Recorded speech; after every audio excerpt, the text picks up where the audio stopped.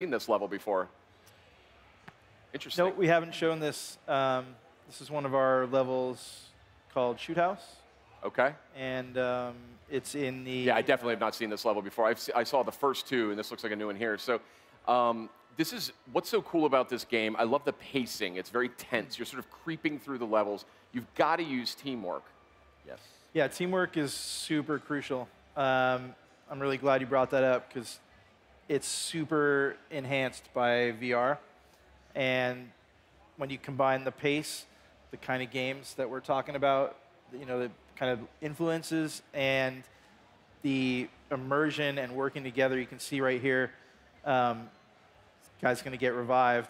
Like, there's so many little tactical pieces that all fit together that are really important that make the game its unique, special thing. And just the freedom of motion and movement and sort of being able to spin around and see people trying to sneak up on you and flank you. It really feels like you're playing this cat and mouse game. And that, again, VR is a huge part of that. Look at the leaning there.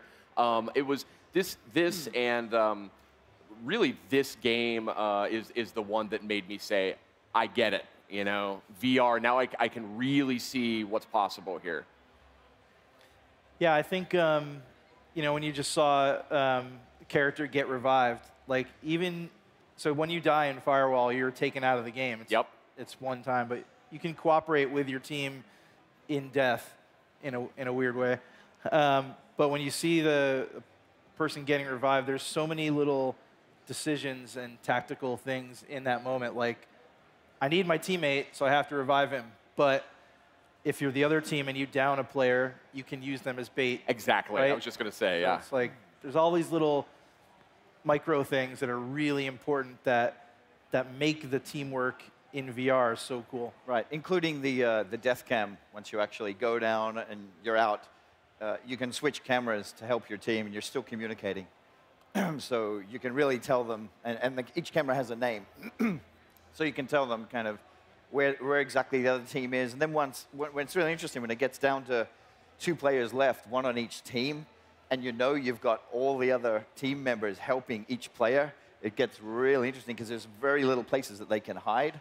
So it's super freaky when really it's one-on-one. Yeah. Nice. So what's the team composition for Firewall? 4-on-4. 4-on-4? Yeah.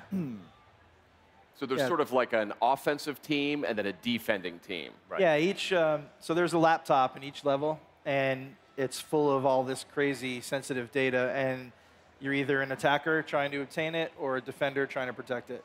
So everyone in the game is constantly converging on this one space. So it isn't just sort of a run and gun, dash through the level, get as many kills as you can. It's a more methodical, creep your way in, hopefully undetected, flank, infiltrate from behind, distract up front, get in from the back. It's a cat and mouse game. I don't know how else to put it. Yeah, absolutely. And being a defender, using mines and C4 and traps, kind of getting that area all prepared, knowing that the other team's going to come in. And then do you send out 1 guy or 2 guys to kind of distract them and pull them around to the side and then flank them before they even get to that laptop room? There's lots of strategy that goes. Yeah, and there's all kinds of, like, we have like intel and crypto pickups in the level. So like, you can mine those up or leave C4 for some greedy player to come by and get them. That's sneaky. Yeah. Also, one really cool thing, in our after-action camera stuff, when you're still playing the game, helping your teammate,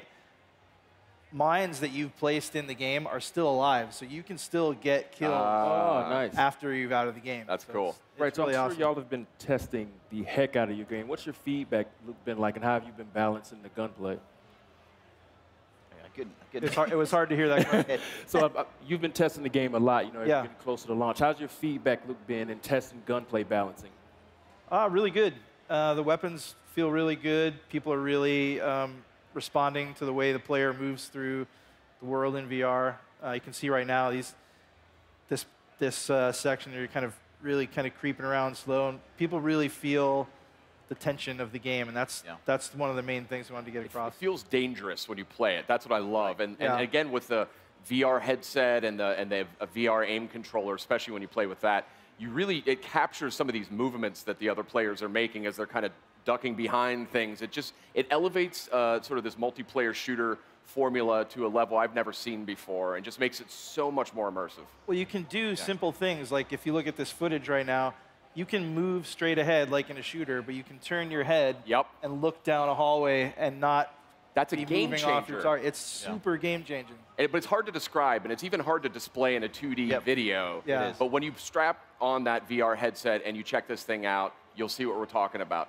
Guys, always a pleasure to get an update on Firewall. We're all looking forward to that. Do we have any updates on release timing?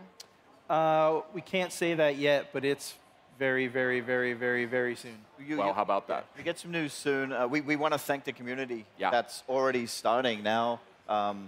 The pumpkin, what's his name? Oh, Petrified Pumpkins. Yeah, guys like that are really starting to get it going now. They're supporting us. It's fantastic to see people getting into it already. So Thank you so much.